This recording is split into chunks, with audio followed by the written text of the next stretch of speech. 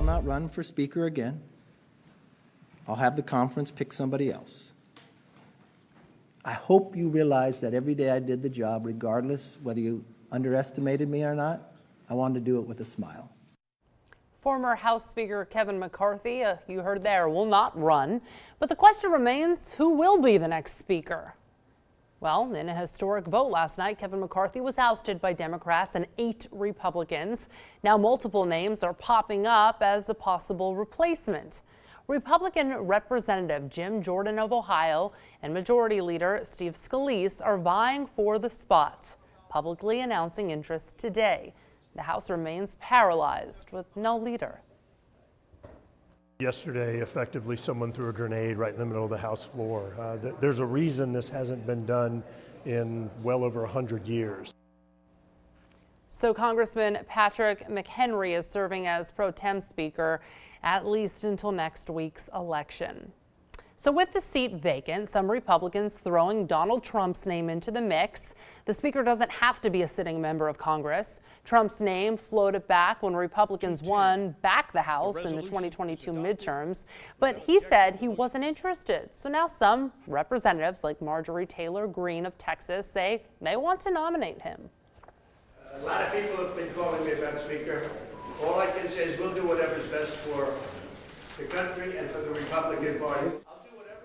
The party will pick their candidate next Tuesday. It's worth noting that Republicans' own rules would presumably derail Trump from the speakership because of his felony indictments carrying potential sentences of 2 or more years in prison.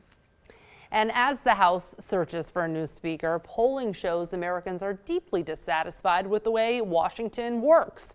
National correspondent Kayla Gaskins now on Capitol Hill.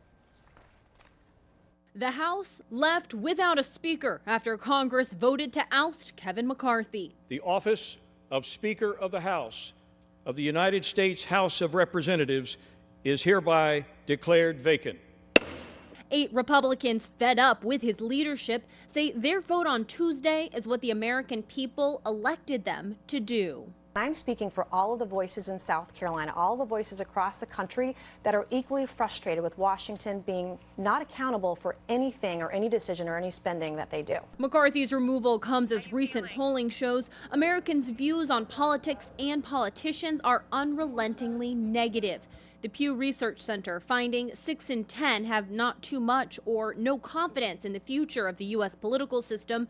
When pollsters asked for one word to describe the current state of politics, the top responses included corrupt, dysfunctional, broken, and chaos. Republicans who pushed the gavel out of McCarthy's hand argue they're on a mission to fix the way Washington operates. A lot of my fellow Republicans are really angry and upset and politically frustrated that we're forcing them to do the work of governing. This dissatisfaction with D.C. fueled the Tea Party movement in 2009 and 2010. We just want people to listen to the people. And helped pave Donald Trump's path to the White House in 2016. When we win on November 8th, we are going to drain the swamp. The extent of any such grassroots movement spurring the current unrest among some Republicans is still coming into focus. In Washington, I'm Kayla Gaskins.